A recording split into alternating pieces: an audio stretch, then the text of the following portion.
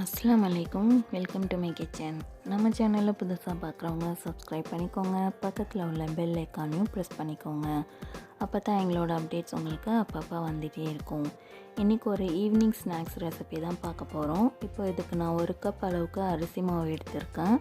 1 கப்புக்கு 1.5 கப் அளவுக்கு தண்ணி எடுத்திருக்கேன். இப்போ இதை மிதமான சூடில் நம்ம சூடு பண்ணிக்கலாம். அப்புறம் 1 டீஸ்பூன் உப்பு சேர்த்துருக்கேன். அதே மாதிரி 1 டீஸ்பூன் மிளகாய் தூள் சேர்த்துருக்கேன்.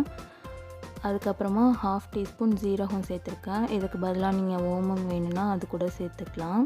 இல்லைனா எதுவுமே வேணும்னா அப்படியே ஸ்கிப் பண்ணிக்கலாம். இப்போ இது கொஞ்சமாக கொதி வர ஆரம்பிக்கட்டும்.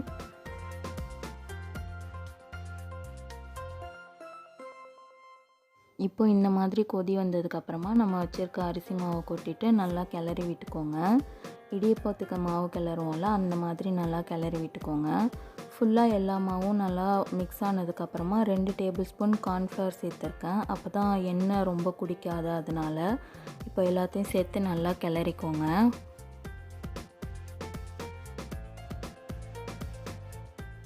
இப்போது இதை சுவிட்ச் ஆஃப் பண்ணிவிட்டு வேறு பாத்திரத்துக்கு மாற்றிக்கலாம். இந்த மாதிரி மாவு பிசைஞ்சதுக்கப்புறம் இது நல்லா ஆறணும். இப்போ மேலே கொஞ்சமாக எண்ணெய் தடவி ஆற விட்டுருங்க. இப்போ நல்லா ஆறினதுக்கப்புறமா நம்ம சப்பாத்தி தேய்ப்போம்ல, அந்த கட்டையில் ஆயில் தேய்ச்சிக்கோங்க. இப்போ இதை 2 பார்ட்டாக நம்ம ஈக்குவலாக பிரிச்சுக்கலாம். இப்போ இதில் 1 எடுத்து வச்சு நம்ம ரோல் பண்ணணும். இப்போ இதை ரொம்ப அழுத்தம் கொடுக்காம நல்லா மெல்லிஸாக தேய்ச்சிக்கோங்க. அப்போ தான் நல்லா வேகும். அது மட்டும் இல்லாமல் கிறிஸ்பியாகவும் வரும். அதனால் நல்லா மெல்லிஸாக இதை தேய்ச்சிக்கோங்க. இந்த மாதிரி குக்கி கட்டர் வச்சு நம்மளுக்கு பிடிச்ச ஷேப்பில் கட் பண்ணிக்கலாம். அப்படி இல்லைனா ஏதாவது ஒரு மூடி இருந்தால் கூட கட் பண்ணிக்கலாம். அதுவும் இல்லைனா நம்ம கத்தி வச்சு டைமண்ட் ஷேப்பில் கூட கட் பண்ணி எடுத்துக்கலாம். உங்களுக்கு எப்படி விருப்பமோ அது மாதிரி கட் பண்ணிக்கோங்க. கட் பண்ணதுக்கப்புறம் ஃபோர்க் வச்சு நல்லா ஹோல் மாதிரி போட்டுக்கோங்க.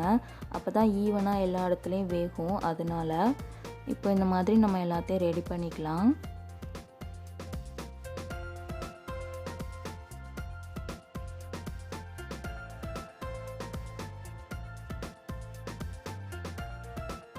இப்போ எண்ணெயை நல்லா சூடு பண்ணிக்கோங்க. நல்லா சூடு வந்ததுக்கப்புறமா அதை மீடியமில் மாற்றிக்கோங்க. இப்போ நம்ம அதை எல்லாத்தையும் போட்டு ஃப்ரை பண்ணிக்கலாம். இது கொஞ்சம் வேகிறதுக்கு லேட் ஆகும். டக்குன்னு கலர் மாறின மாதிரி இருக்கும். அதுக்கப்புறம் பார்த்திங்கன்னா ஒழுங்காக கிறிஸ்பியாக வந்திருக்காது. அதனால் கொஞ்சம் பொறுமையாக இதை போட்டு எடுக்கணும். இப்போ இந்த மாதிரி நல்லா மொறுமொறுன்னு வந்ததுக்கப்புறம் நம்ம இதை எடுத்துடலாம். இதே மாதிரி நம்ம எல்லாத்தையும் போட்டு பொரித்து எடுத்துக்கலாம். அவ்வளோதான். இப்போ ஈஸியாக நம்மளோட ஸ்நாக்ஸ்லாம் ரெடி ஆகிடுச்சு. இப்போ எல்லாம் ஃப்ரை பண்ணி எடுத்ததுக்கப்புறமா சால்ட்டும் சில்லி பவுடரும் மிக்ஸ் பண்ணி நீங்கள் லைட்டாக சீசனிங் பண்ணிக்கலாம். உங்களுக்கு காரமாக வேணும்னு நினச்சிங்கன்னா. அப்படி இல்லைன்னா இதுவே ரொம்ப நல்லாயிருக்கும். நல்லா கிறிஸ்பியாக வந்தது. எவ்வளோ கிறிஸ்பியாக இருக்குதுன்னு இப்போ பாருங்கள்.